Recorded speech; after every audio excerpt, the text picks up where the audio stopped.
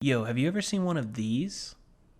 If not, let me tell you about it for a second. So it's a wireless flash trigger which allows me to do just that. Fire that flash wirelessly. Basically, you set the camera in one location and the flash in another, and this allows you to be untethered from it. So you can just hit the button, hit your shutter, and then basically it'll give you a flash as many times as you want to. It's pretty dope. Check one out. Yo, what's up, you guys? This week we're talking off-camera flash. The reason is because this is a technique that I think will improve your photography immensely. It'll give you a lot of different abilities that you don't have with natural light. So before we even get into off-camera flash, let's talk about flash in general and why you would get an exterior one versus just using the one on top of the camera if you have one. So when you're talking off-camera flash, what's really good about this is very similar to the way the TVs nowadays work. So if you've ever noticed, like when you buy a new TV now, it comes with a speaker, obviously, like they have forever, but they sound pretty awful. They sound very tinny. They're not very holistic in the sound picture, if that even makes sense. You know what I'm saying? Like, they don't sound super great. They sound like they were an additive on top of like the main point of the TV, which is the picture, obviously, right? So then you end up with this little guy down here, hopefully you can see, which is just a sound bar, which actually gives you more bass, more treble, more holistic sound when you're talking about being able to hear better and get like a more cinematic sound, I guess, if that makes any sense too. But essentially, off-camera flash or flash and exterior flash is the exact same thing. So my camera itself comes with like a little 2-inch bar that does flash as well. But the reason why you would get an exterior flash is the fact that this can obviously do off-camera flash just like this, so I can trigger it simply by doing something like that. But what's really good is the fact that you can put this on top of the camera and fire it from the hot shoe. You can move it wherever, but the point of this is the same thing in that 2-inch little bar on top of my camera can only do so much. This is significantly bigger, and they only get bigger from here. This is a pretty small one comparatively to other models that are super expensive but really awesome. So that's kind of the reason why you would get an exterior flash initially. And on top of that, you can like use modifiers like big soft boxes or cans for the front of them, anything like that. So that's why you would get flash in general. But let's talk about off-camera flash, because I think that's the whole point of this video, and I think why you clicked on it initially. So let's talk about that for a second. So when we're talking off-camera flash, I'm going to give you an example with this Nikon Coolpix 8700. So we have just our camera, right? We have our basic camera and it has a hot shoe mount. But this right here is where all the magic happens. This allows us to create off-camera flash. So without this, you'd have to attach your flash to the camera, to that hot shoe mount, to make it actually fire, because it's sending the signal directly from the camera to the flash itself, because it's physically connected. This allows you to do it wirelessly. So that's why this is called a wireless trigger or a flash trigger. I think they're called pocket wizards as well. There's several different versions of this, but this flash actor, or the flash that I just showed you, and this trigger came together on Amazon. So definitely look it out. I'll put a link down in the description if you want to check out this one specifically. They make it for Canon, Sony, Nikon, a bunch of different companies. But what's really great about this is simply just this. Let me show you how this works. So for this, you have your hot shoe and your trigger. So essentially, you're just attaching it here and then spinning the little piece that'll keep it together there, which is pretty decent. And then from there, you actually get your digital screen. So here you can actually see mine turn on, and this is all your information that allows you to fire it. And then obviously here you get a flash trigger, just like a test button, and then over here you're talking about high speed sync and on and off. But essentially this little module allows you to fire everything that you have. If you have multiple flashes, this one can actually run multiple ones, but everything is happening based on what this thing is saying, which is really cool. So essentially that's all you need is your flash module and your trigger when you're talking off-camera flash, because this allows you to fire this no matter where you're at.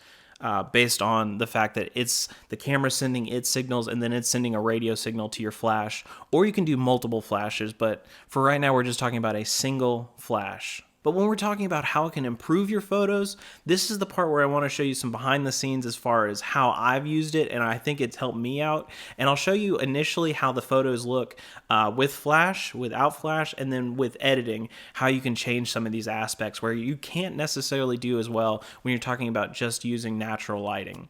So let's run a couple of scenes. I'll show you some clips from a shoot that I did and where I was using flash, and I think this will explain kind of the point. When we're talking off-camera flash, the reason to use this technique is the fact that it gives you the ability to expand your photos in two different ways. So off-camera flash will give you access to locations and times of the day that you probably wouldn't consider without it. Can be a lot of different aspects, but typically these are the two biggest things when it comes to off-camera flash or flash in general that will improve your photos. So in a time of day situation, you're usually with natural light trying to shoot in like times where light is not harsh, but also not there. So like at night or whatever, unless that's what you're trying to do, right? And as far as locations, even in midday, if you're in like a city and you have those buildings that give like harsh shadows, those don't really help either when you're talking natural light.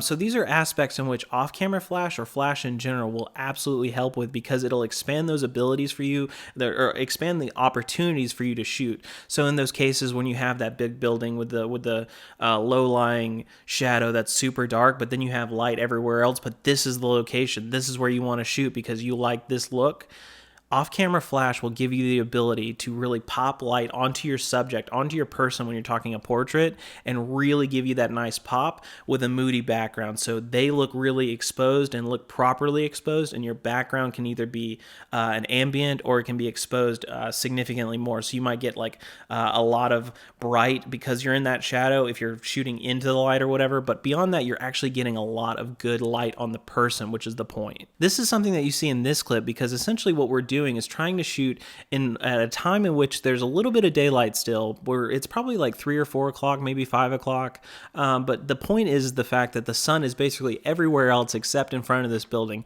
So any light we're getting is kind of residual fall off of something else. It's something where it's bounced light back to us, at least in this shoot, which sometimes can be really effective. But for this case, I was kind of having a hard time, especially with natural light, or I would have had natural light issues. But thanks to off-camera flash, I basically set up my softbox, I have my flash, and now I'm able to actually take photos where the background can be essentially whatever it needs to be. On top of that, I'm shooting 85, so it's going to be nice and bokeh anyway. But my subject, the whole point of the photo is going to be nice and exposed, and it's going to be nice and sharp. And that's another thing when you're talking about a reason to use flash, is the fact that sharper pixels or brighter pixels tend to be sharper pixels. And that's because you don't want it overexposed, obviously, but when you're talking about sharper photos that are more properly exposed, the reason why they're sharper is because the camera sensor, the light goes through the lens into the sensor, and then essentially you get a point at which the sensor can really define that pixel better than trying to do it at low light or whatever. Unless you have a really expensive camera where they're really good with low light, this is something to think about. And another reason why you should try like off-camera flash or flash in general. But let's look at another clip too. Now the second clip kind of goes along with the first part that I was talking about in like location wise, places that you normally wouldn't shoot. So for this, we're actually on top of a parking garage, and we're at the highest point, we're on the top deck. Now as far as light goes, this could be a place where there's plenty of light, obviously, like 12 o'clock, 1 o'clock, 2 o'clock in the afternoon, there's going to be an immense amount of light, right? There's going to be plenty of light, but the problem with that is the fact that you're going to get really harsh shadows. So unless that's kind of what you're looking for, you probably don't want that for your model, because it's really going to give them a really harsh light on their face.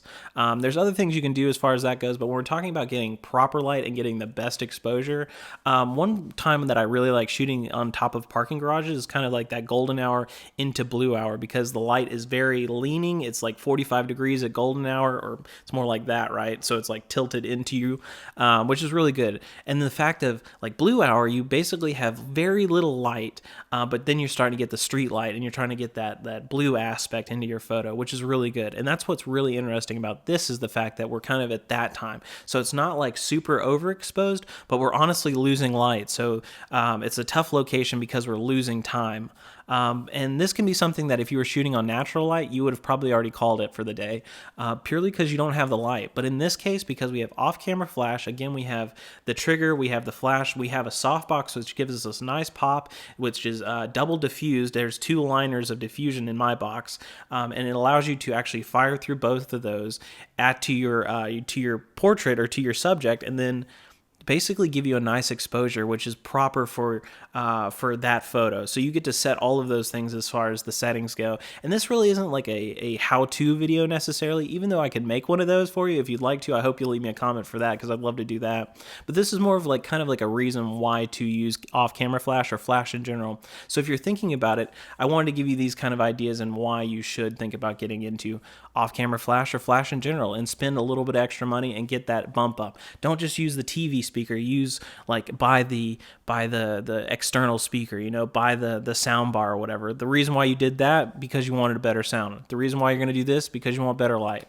So consider that as an option. Okay, so I hope all of this helps you when we're talking about flash and off-camera flash. I hope if you do like this, now's the time to hit that subscribe button, and definitely hit that like button. Hit that little thumbs up. That way I know that you like this video, and more than that, I hope it gets pushed out to more people that are interested in flash and off-camera flash, because it's more of like I said, not a how-to or a tutorial in a traditional sense, but more of like affirmation, because people need to be affirmed and confirmed in their photography a lot of the times, because a lot of times we get a lot of negativity when it comes to our photos. So I wanted to make this video showing you that you can always be improving, and this is a really good technique to try out when you're wanting to improve, especially portraits with individuals that you're wanting to shoot with. This is a great way to do this. It'll give you more opportunities. So if you do like this kind of video, I hope you will hit that subscribe button and the like button, letting me know that you do. And definitely, if you want to, also leave me a comment down below letting me know about that tutorial. If you really want a traditional tutorial, like how to do the settings, or how to create that light triangle when you're talking about ISO, shutter speed, and aperture in the aspect of flash photography,